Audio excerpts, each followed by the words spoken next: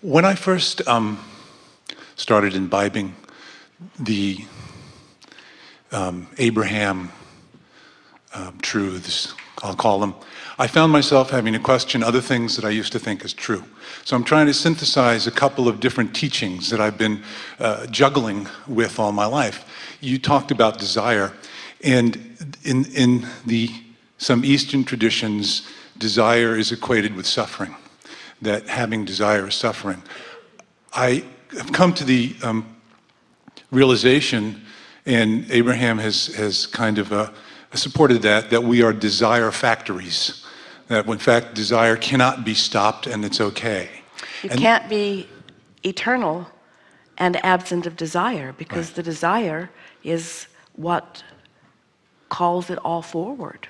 So my imperfect understanding that desire is equated with suffering needs to be replaced with a perfect understanding that the suffering really comes from the lack of immediate fulfillment. That's where we human beings suffered. It's not in having desire, it's in expecting it to manifest immediately. Let's talk about it. It's even more base than that. You're right on it. But in very simple terms, when your life has caused you to become vibrationally something that you're not letting yourself be, you feel bad. Yes. And it is not inaccurate to say, my desire is part of the reason I feel bad, because before I became that expanded being, I didn't feel as much resistance between who I'm letting myself be and who I've become. So we wouldn't say they're wrong, because if someone called you on the telephone and said, hello, you don't know me, I'm just calling to tell you I will never call you again, you would say, okay. But if someone that you cared about called you and said, I'm never going to call you again, you'd feel bad. And some could say, you feel bad because you have the desire that that person calls you again. If you could get rid of the desire that that person calls you again, then you wouldn't feel bad. And we say, the trouble with that is you can't become less than life has caused you to become. You can't regress. You can't undo and be what you were before. What causes our feelings of guilt in wanting too much? What causes our feelings? Your belief in something that doesn't exist. Your belief in shortage. Your belief that if you take more than your fair share, someone else will be deprived. Mm-hmm. And we say, you can't get sick enough to help sick people be well. Do you ever say, I've been well for so long, I think I'll be sick for the next 10 years to allow more wellness for the sick people?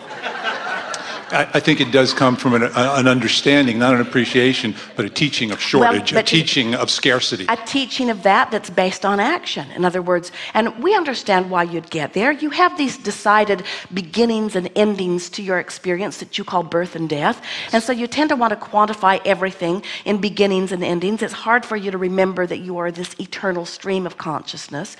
And so then, especially when you are action-oriented, in your action orientation, you see there's a limit to how much you can do.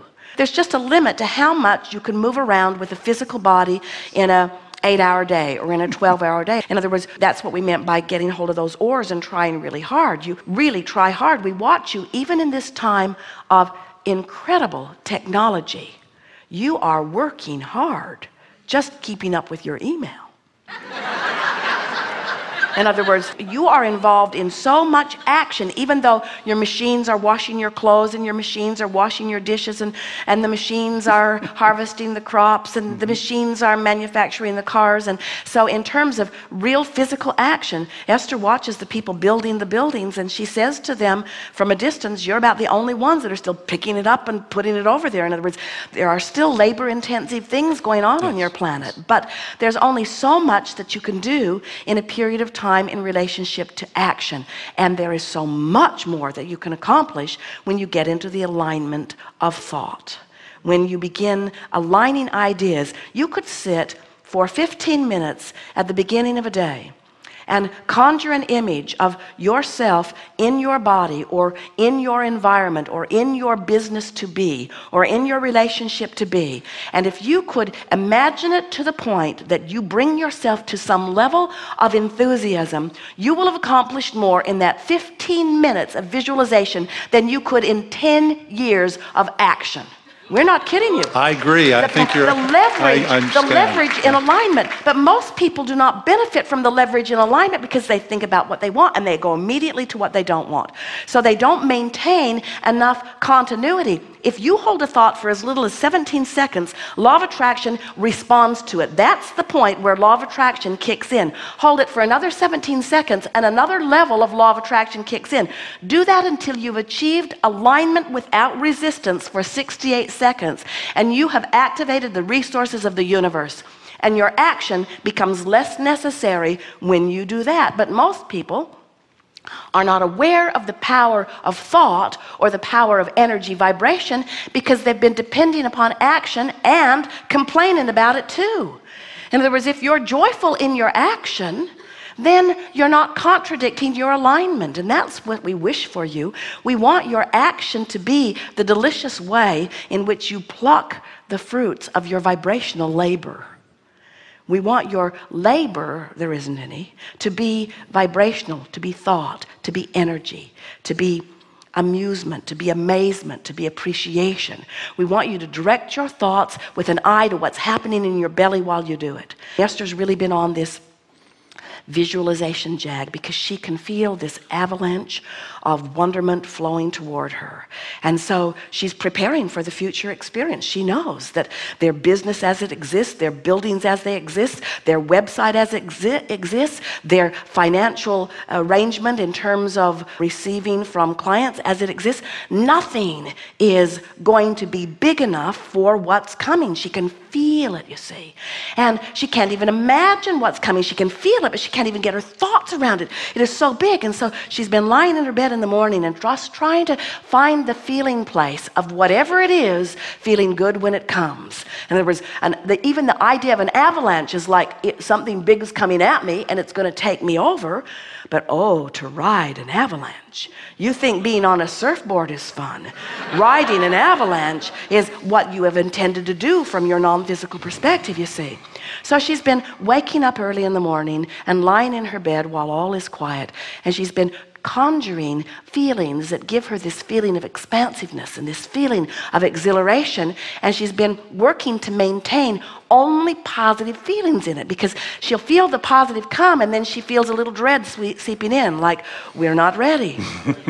And then she'll feel the positive come and then she'll feel the little bit of dread, and so she knows what she's working on, and she also knows that a little bit of dread in the avalanche of good thoughts that she's having feels very much like a sore thumb. In other words, she can feel it right away.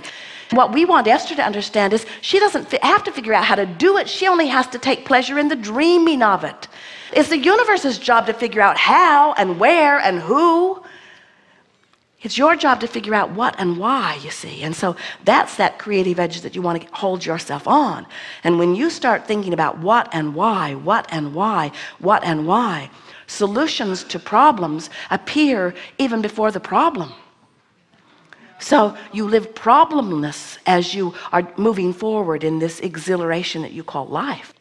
Oh, it is so good. Once you begin to harness the power of your true beingness, you are less interested in action unless the action is utterly pleasing in the process, you see. You don't do stuff to make it happen. You do it because you want to do it. It's already been made to happen through the alignment of energy.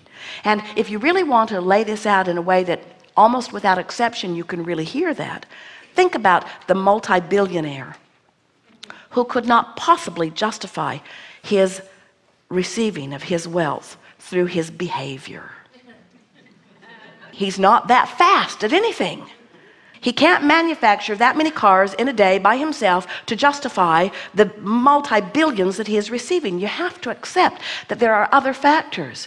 All your life, you've seen people who seem to be doing very little thriving, and people who are working their brains out not getting anything in terms of comparison. You just have to know, and you do, that there are other factors, and we're here to tell you the factor is vibration, and vibration is thought, and thought is power, and emotion is your indication of the alignment.